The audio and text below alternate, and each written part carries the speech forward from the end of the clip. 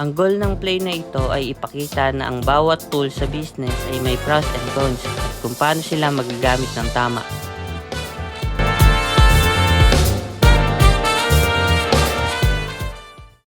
Let's begin! Hello everyone, I'm CEO sa Liberty and nandito tayo para, di ba, pag-usapan natin ng ating business.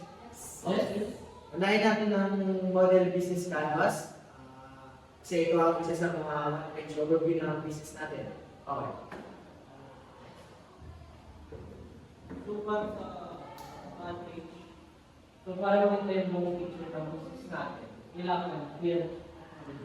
So yun lang. Okay, good. Parang sa disadvantage na minsan walang sa detail, lalo na sa financial project.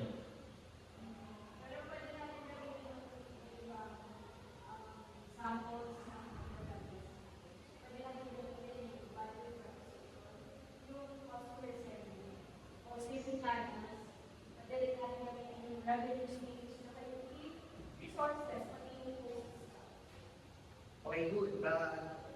Okay, good naman. But our investor need more details number. Kaya dapat sa pag-aralan nito at matapos yung submission. Then, excuse me guys, may tumatao. Sa business model Canva, advantages ang clarity at simplicity, pero disadvantage ang kulang sa detalye, kaya dapat gamitin ito bilang starting point, hindi final plan.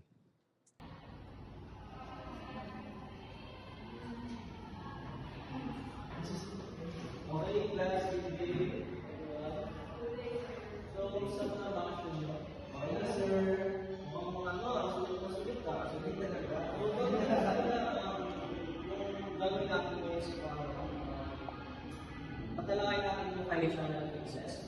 Yung channels, or how we reach customers. So, meron tayong 5 phases. So, una, awareness, evaluation, purchase, delivery, and accuracy. So, tandaan natin ha. So, ito yung tanong ko, nung managlas na yung mga nakaraan. Ano yung advantage at saka disadvantage? Advantage.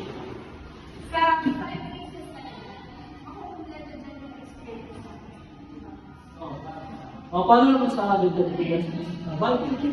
Sa disadvantage, pwede lang maging cost or pwedeng time consuming. So, nabigay nyo yung disadvantage sa advantage. So, example, sino maaari mong bigay sa akin? Ako na dyan, sir. Sir, para sa sir, ang pinaka-example ko yun, evaluation sa mga ads, ay sa awareness sa mga ads, tapos evaluation sa mga reviews, then easy checkout, then mga fast shipping, then yung mga yung mga after sales work sa marketing, yes sir. Okay, tama. So yun lang yung ano natin.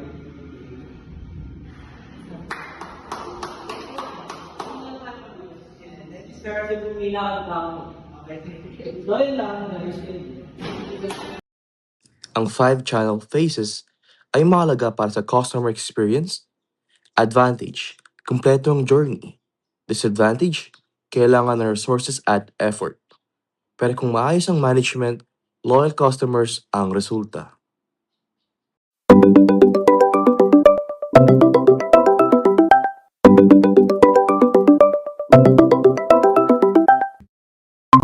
Guys, pag-uusapan naman natin ngayon is key resources na kailangan para mag-operate tayo. Okay, so, ayun.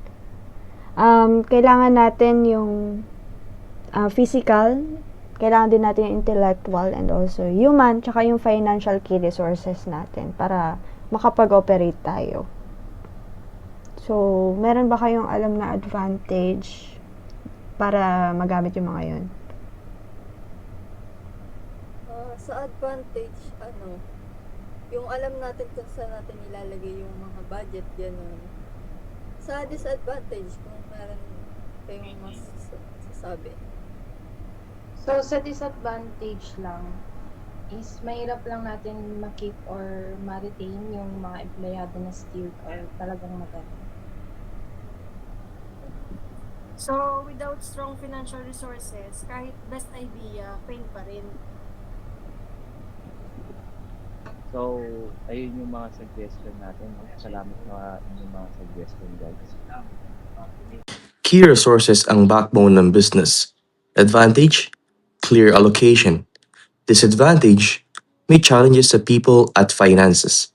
Kaya dapat balance ang investment sa lahat ng resources. Hello, i-refresh ko lang sa inyo kung paano natin pag-uusapan yung decision making process for online business. So, may babanggit ako sa inyong dalawang steps at kung sino may idea, ituloy natin yung pang mga steps. So, step 1, identify the problem kung bakit nga ba bumaba ang sales. And step 2, gather info. Customer says na ang pangit daw ng ating ads. Ayun lang. Tapos meron tayong step 3 hanggang step 7 na tayo magtutuloy. So, tech lead, alam mo ba ang ating step 3? Ayun, so sa mga natutunan po namin sa iyo, so the next step would be generate alternative. So, pwede nating i-improve yung website na meron tayo o kaya naman magkaroon tayo ng influencer campaign. So, after natin mag-generate ng alternatives, pwede na tayo mag-evaluate. So, titimbangin natin kung ano ba yung mas maganda na maging solution natin. It's either yung website update na mas mura or kaya naman yung influencer na mas wide yung reach na meron siya. Okay, thank you, Miss Tech Lead. So, how about the operation manager natin and customer rep? So, next step is yung pagpili. So, syempre, ang unahin natin is yung i-upgrade muna yung website natin para magkaroon tayo ng magkaroon yung customer natin ng magandang experience and also to strengthen the security ng website natin and also the business na makakasupport din sa business. So, yung next step naman is yung step 6 which is the pagmamonitor ng feedback.